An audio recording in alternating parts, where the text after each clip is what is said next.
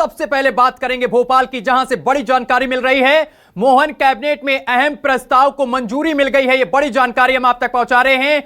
ग्रामीण क्षेत्रों में भूमि अधिग्रहण पर 4 गुना मुआवजा मिलेगा और 33,000 करोड़ के विकास कार्यों को कैबिनेट की स्वीकृति मिल गई है। यह बड़ी और अहम जानकारी लगातार हम आप तक पहुंचा रहे हैं।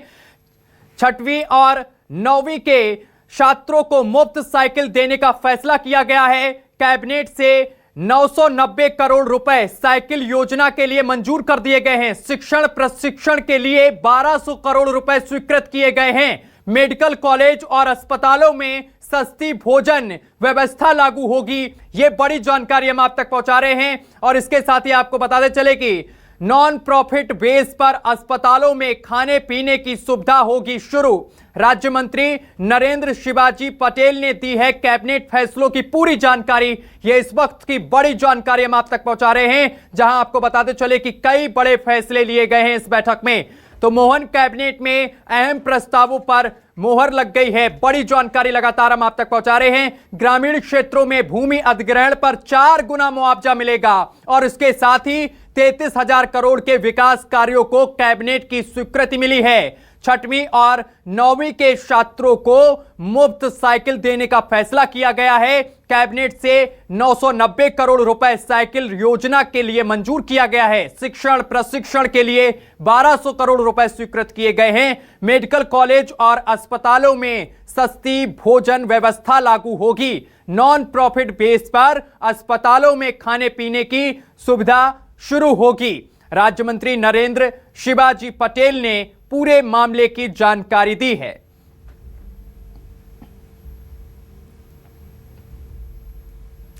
तो ये बड़ी और अहम जानकारी लगातार हम आप तक पहुंचा रहे हैं।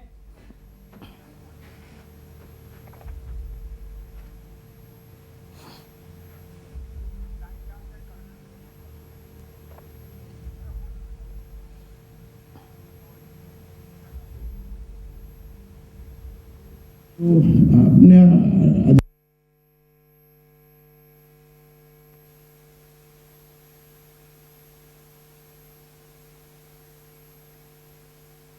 उसके बाद मध्य प्रदेश की सरकार ने हमारे लोकप्रिय मुख्यमंत्री डॉक्टर मोहन यादव जी के नेतृत्व में मंत्रिपरिषद ने फैक्टर 2 इसको निर्धारित किया है ग्रामीण क्षेत्रों के लिए।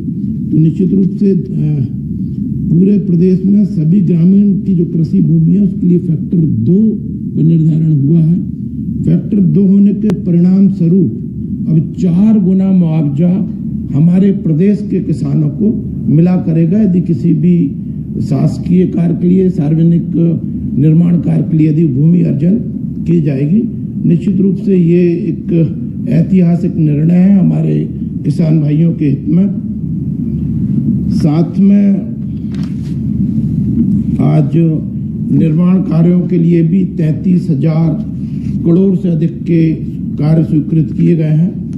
जिस तरह से कि मध्य प्रदेश की सरकार ने हमारे लोकप्रिय मुख्यमंत्री जी के नेतृत्व में सिंचाई क्षेत्र को बढ़ाने का जो तय किया है कि हम 100 लाख हेक्टेयर क्षेत्र को सिंचित करेंगे, उसकी दिशा में निरंतर मध्य प्रदेश की सरकार प्रयास कर रही है। आज भी मंत्रिमंडल ने उज्जैन की इंदौख रुद्रहेड़ा सूक्ष्म सिंचाई परियोजना के लिए 157 करोड़ रुपए से अधिक का प्रावधान वाली परियोजना को स्वीकृत किया। इससे हमारे 10,800 हेक्टेयर क्षेत्र के कृषि भूमि को सिंचित करने का काम किया जाएगा और जिससे 35 गांव के किसानों को लाभ प्राप्त होगा।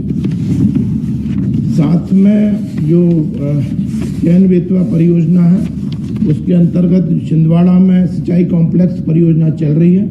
उसमें भी हमारे किसानों को जो विशेष पुनर्वास पैकेज है उसमें 128 करोड़ रुपए की वृद्धि की गई है। इससे 628 ग्राम लाभान्वित होने हैं छिंदवाड़ा जिले के। तो निश्चित रूप से इस परियोजना से जो लाभान्वित गांव है तेजी से ये परियोजना लागू हो।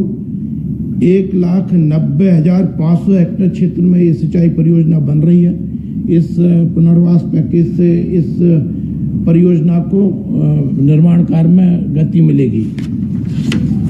लोक निर्माण विभाग के अंतर्गत भी विभिन्न विकास कार्यों के लिए 25,164 करोड़ रुपए की स्वीकृति प्रदान की गई है।